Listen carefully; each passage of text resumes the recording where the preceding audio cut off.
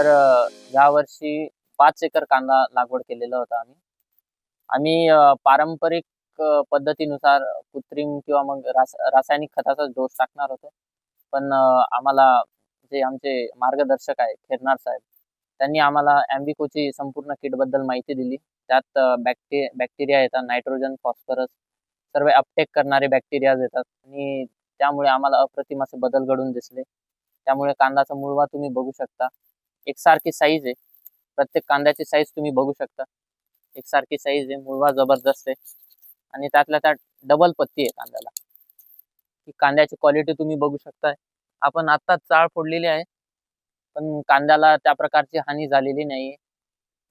सध्याची परिस्थिती लक्षात घेता कांद्यांची चाळी फार खराब निघताय किंवा कांद्यांमध्ये फार सड दिसते आपल्याला. पण माझ्या कांद्याला तसा काही प्रकार झालेला नाहीये आणि कांद्याची टिकवण क्षमता ही फार वाढली आहे. आणि बुरशी नाशक म्हणून मी ॲम्बिकोचं स्पार्कर पी हे प्रॉडक्ट यूज केलेलं आहे. त्यामुळे माझी पात शेवटपर्यंत हिरवी राहिली आणि त्यांनीच बुरशीपासून माझ्या कांद्याला वाचवलं आहे. आणि अशाच ॲम्बिकोचं मी व्हॅम यूज केलं होतं आणि त्यामुळे मला अप्रतिम रिझल्ट भेटला आहे. मी तुम्हाला हेच सांगू इच्छितो की तुम्ही हे प्रॉडक्ट वापरा, जेणेकरून आपलेही कांदे याच प्रकारे टिकतील आणि शेतकरी राजा अशीच प्रगती करत राहील. तर आपण जे काही गेल्या वर्षांपासून रासायनिक खतांचा अतिरेक वापर करतोय, त्यामुळे जमिनीचा नाश होतोय किंवा जमीन नापीक होते आणि याचसाठी आज आपल्याला एक महत्त्वाचं पाऊल घेणं गरजेचं आहे. ते पाऊल असं की आपल्याला ऑर्गॅनिक शेतीकडे वळायचं आहे. त्यासाठी आपल्याला बॅक्टेरियाचा यूज करायचा आहे, सेंद्रिय खतांचा वापर वाढवायचा आहे आणि तेच बॅक्टेरिया म्हणजे ॲम्बिकोचं संपूर्ण किट, जे की तुम्हाला जमिनीची जी काही उत्पादकता आहे ती वाढवण्यास मदत करेल. आणि त्याच प्रकारे ही किट फॉस्फरस, पोटॅश, नायट्रोजन या सर्व जे महत्त्वाचे मिनरल्स आहे ते अपटेक करण्यासाठी मदत करते. आणि जर आपल्याला भविष्यात आपल्या मुलांसाठी शेती वगैरे चांगली ठेवायची असेल, तर आपल्याला नक्कीच ऑर्गॅनिक शेतीकडे वळणं गरजेचं आहे. तर गेले कित्येक वर्षांपासून माझे वडील शेती करत आहे.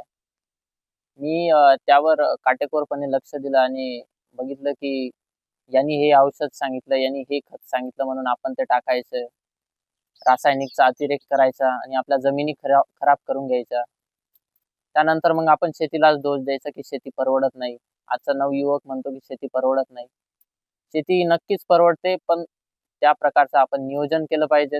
दर्जेदार प्रकारचे प्रोडक्ट्स यूज केले पाहिजेत. तर आपण जो रासायनिक खतांचा अत्याचार करतो जमिनीवर, त्यामुळे आज जमिनीत कडकपणा आलेला आहे. जमिनीचा पीएच सामू वाढलेला आहे, ईसी वाढलेला आहे. त्यामुळे भविष्यात अनेक अडचणींना आपल्याला सामोरे जावे लागणार आहे. जमिनीत टाकायसाठी काम करू नका, तर जमिनीतून मिनरल्स उपलब्ध कसे होतील पिकांना याच्यासाठी काम करा आणि तुम्हाला जमिनीत नक्कीच एक चांगला बदल बघायला भेटेल. जमिनीच्या कडकपणामुळे पाणी हे जमिनीत जिरत नाही, ते पाणी वाहून जातं. पाण्यासोबत त्या जमिनीचा कसही वाहून जातो आणि हे टाळण्यासाठी आपल्याला जमीन भुसभुशीत करण्याची गरज आहे आणि ते फक्त बॅक्टेरियाचा वापर करण्यामुळेच भेटणार आहे. आणि त्याचसाठी एक योग्य दर्जेदार बॅक्टेरिया म्हणजे ॲम्बिकोची संपूर्ण किट. आणि याबद्दल मी ॲम्बिको ॲग्रोचे खरंच मनापासून आभार मानतो. आणि हे मी का सांगतोय, कारण की मी हे स्वतः प्रोडक्ट्स वापरलेले आहे. यावर्षी अनुभवही घेतला आहे आणि मी इतर पिकांमध्ये देखील वापरणं सुरू केलेलं आहे आणि मला प्रत्येक पिकात त्याचा रिझल्ट भेटतो आहे.